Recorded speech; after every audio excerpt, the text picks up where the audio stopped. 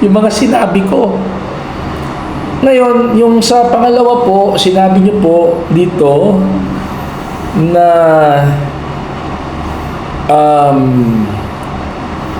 parang ito, basahin ko ulit. Hinder a separate and independent department of the government from performing a constitutional duty. So parang lumalabas na gustong labagin ng INC ang Constitution sa pamamagitan na ayaw ng INC ng impeachment. Hindi po.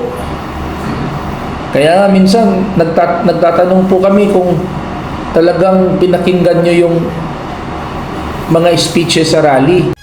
Constructive, objective, balanced, and fearless opinion. Mag-istorya ta Infovlogs with Papa Arnie. Araw mga kaistorya. Iba ang kuha natin ngayon, iba ang ambience. Medyo ang ambience natin ay medical setting. Nandito pa rin kami sa hospital kasi yung baby namin ay nagkaroon ng pneumonia at ngayon ay kasalukuyang nagpapagaling mga kaistorya. Meron siyang meron siyang cerebral palsy, seizure, quadriplegic yung kalagayan niya, tapos meron pa siyang global developmental delay. So talagang alagain, pero mahal na mahal namin mga istorya. Masayahin naman yan kapag hindi nagkakasakit, mahilig mag-video, okay. But anyway mga istorya, kumusta kayo dyan? Allow me to say thank you pala sa lahat ng mga nagla-like, nagsishare, nagko-comment sa mga topics natin. Thank you po sa ating mga subscribers. Sana ay mas dumami pa yung mga subscribers natin para mas marami pa tayong matutulungan by sharing relevant issues and information that will open our mind mga istorya. Ganito talaga pag meron tayong kapamilya na may karamdaman, medyo tayo din apektado kasi kulang din tayo ng pahinga. Buti na lang meron tayong Genesis Organic Spirulina. Ito ang ating laging iniinom. Kasi ito ay blue-green algae. Ito blue-green algae mga kaistorya, hindi masangsang ang amoy nito. Kaya pwede itong ihalo sa coffee. Teka muna. Ayun. Pwede ito ihalo sa coffee. Dito yung baby ko. Coffee or tea or kahit anong inumin na hindi nakalalasing, ha? At hindi rin soft drinks. Tubig, gano'n, coffee, gano'n. Ito, Genesis Organic Sweat. Ito ay merong mga nutritional contents na kailangan ng ating katawan. Mabibili ito online at sa Mercury Drugstores and Pharmacies nationwide. So, inom muna tayo mga istorya. Ito ang mga magagandang banat natin eh. Sorry ha.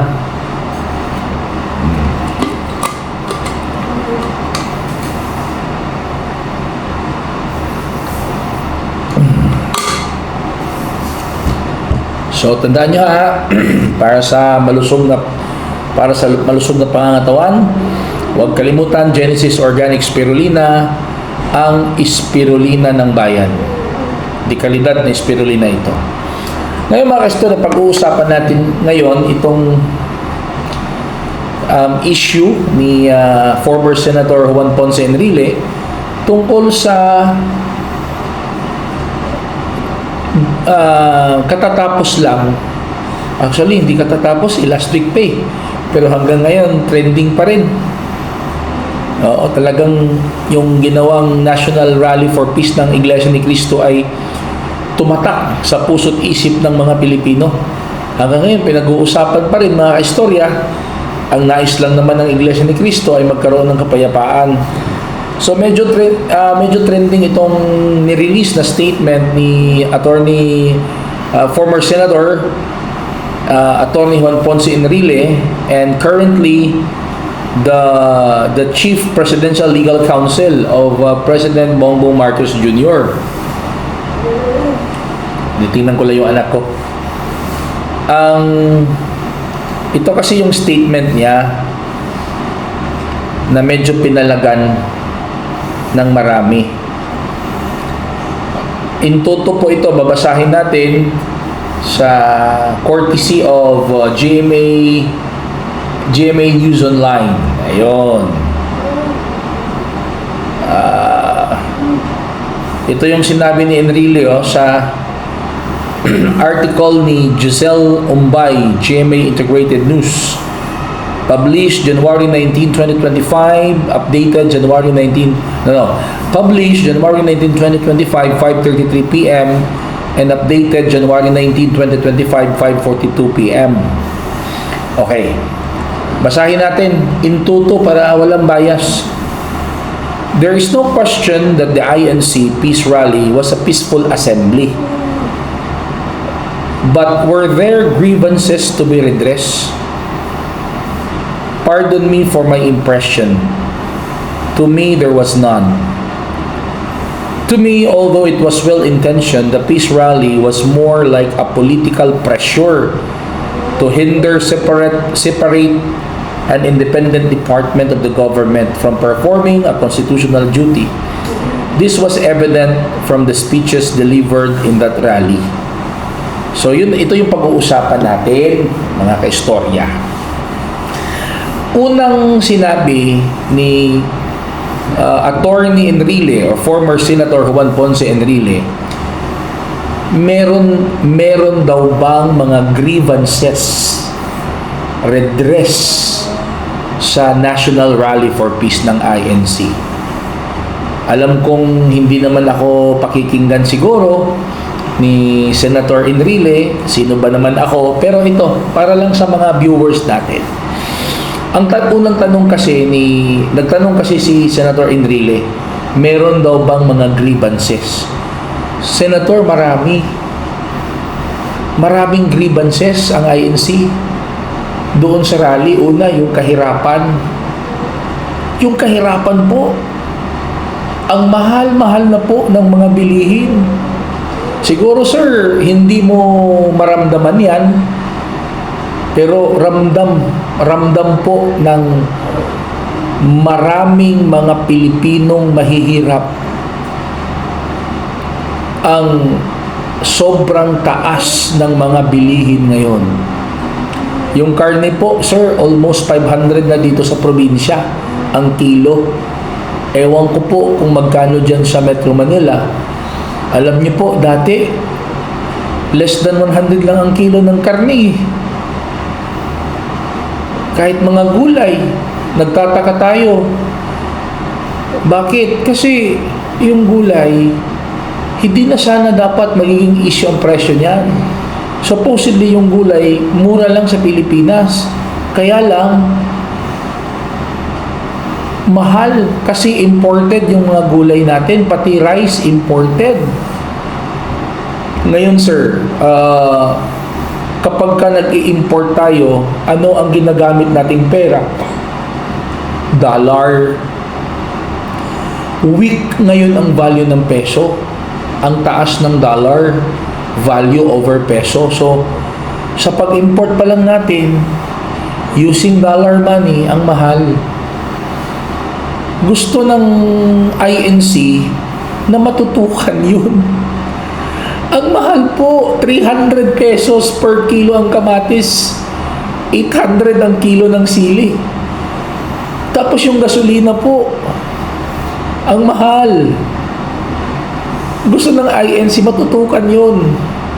Kasi itong mga nagmamahalang mga bilihin, ang mga mayayaman po ay hindi apektado. Wala lang sa kanila ito. Pero sa mga mahihirap na katulad namin, apektado. Kuryente ang mahal. So, ano pang grievances doon? Itong epekto ng climate change, sir. Diba?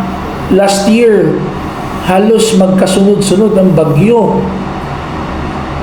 We know na hindi natin kayang pigilan ang weather. Hindi natin kayang pigilan ang nature. Pero pwede naman siyang i-minimize ang epekto nito para hindi masyado magkaroon ng malaking damage at mabigyan ng agarang lingap ang mga apektado. Isa din yun, yung mga nagtatanong ang mga tao na saan yung sinabi ng presidente na flood control projects na bilyon-bilyon. Nagtatanong ang tao, bakit apektado sa bagyo at baha ang mga Pilipino? Grievances yun. Grievance din yun ng INC na sana, dahil papunta na talaga tayo sa climate change, dapat klaro ang programa ng gobyerno kung ano ang gagawin to mitigate, not totally eradicate, but mitigate the effects of climate change. Ano pa po? Kriminalidad. Ngayon, nakakalungkot na mga balita. Isang dalagita, hapon na hapon, pinasok, ginahasa, pinagsasaksak. Lola, 84 years old, bedridden, rape. Lahat yun, suspected addicts. Kasi, parang tumataas na rin ang porsyento ng paggamit ng mga illegal drugs. Ang gusto ng INC, yun muna ang tutukan. Kasi yun ang totoong problema. Kaya nagtataka kami bakit news po sinabi na meron bang grievances, redress sa rally. Meron. Yung mga sinabi ko. Ngayon, yung sa pangalawa po, sinabi niyo po dito na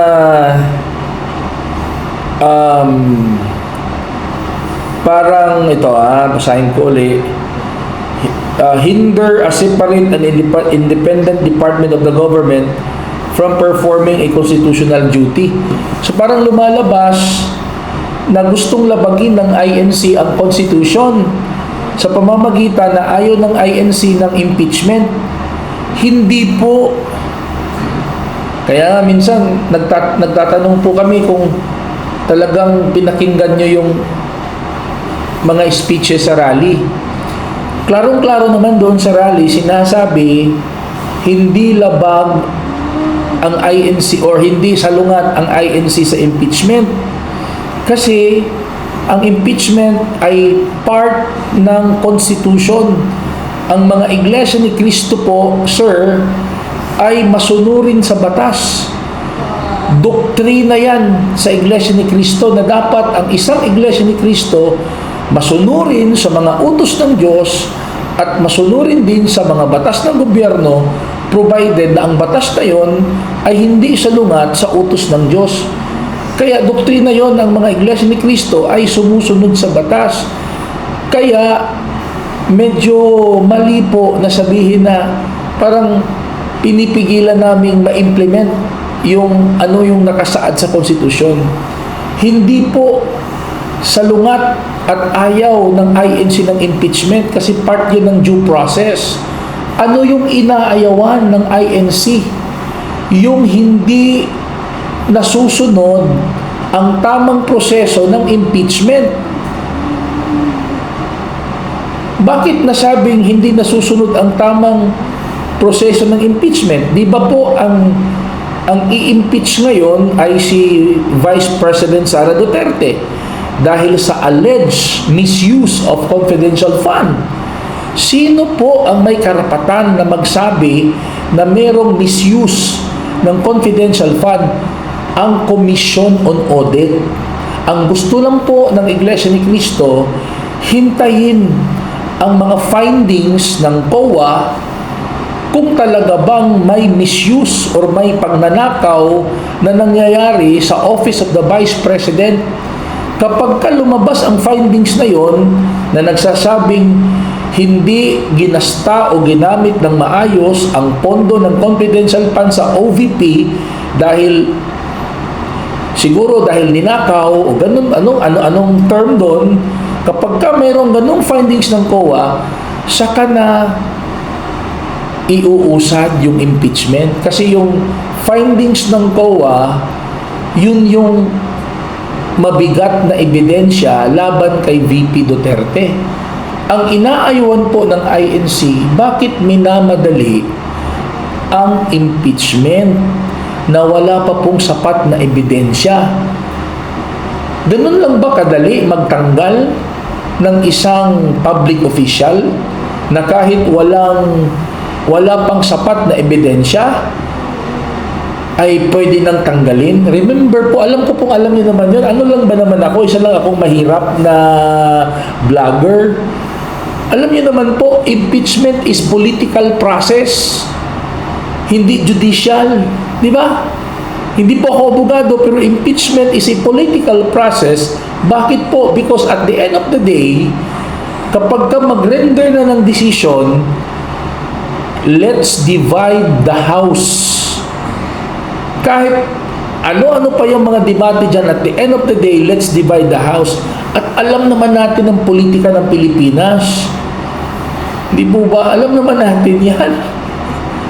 Yun ang ayaw ng INC. Sundin lang yung hindi pagsunod sa tamang proseso ng impeachment. Sabi nga ng INC, hindi naman sinabi ng INC na sumasalungat sila sa impeachment.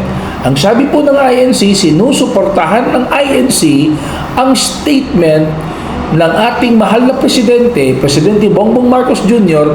na huwag mo nang atupagin ng impeachment because it's like a storm on a teacup. Meaning to say, isang napakaliit lang na problema na pilit na pinapalaki.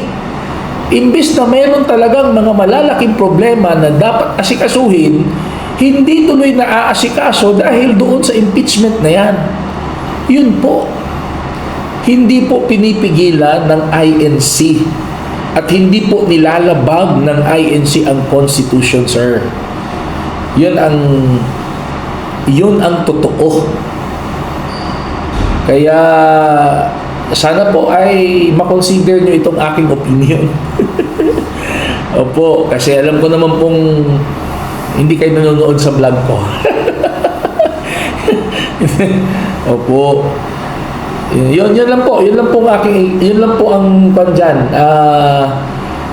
clarification na sana po hindi ma-mislead ang mga taong nakabasa sa statement nyo, because for me parang medyo misleading siya baka mag-isip yung mga tao na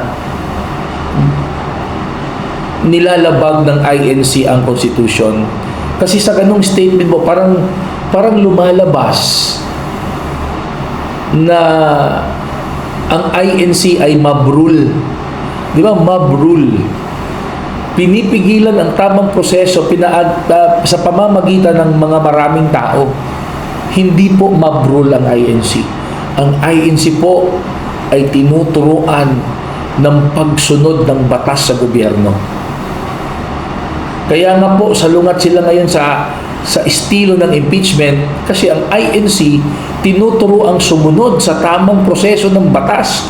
At sa tingin ng INC, itong ginagawa kay VP Duterte, hindi nasusunod ang tamang proseso ng batas ng impeachment.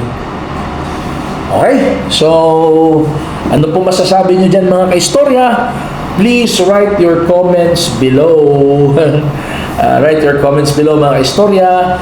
And please, tulungan niyo po ako. Masayang-masaya na ako mga kaistorya. Na, alam niyo mga kaistorya, chika-chika lang muna tayo sandali. Nung hindi pa ako nagsimula na mag-topic na tungkol sa INC, nasa mga 100 lang yung subscribers ko eh.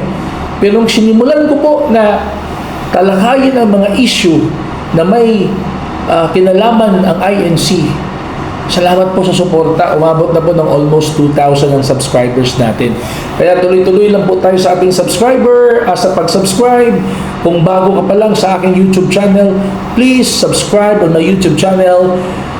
And follow po sa aking FB page and TikTok account, Mag-Istoryata Infovlog. Sige po, aalis na ako kasi ito yung baby ko. Oh, ayan. Kami lang kasi dito na iwan.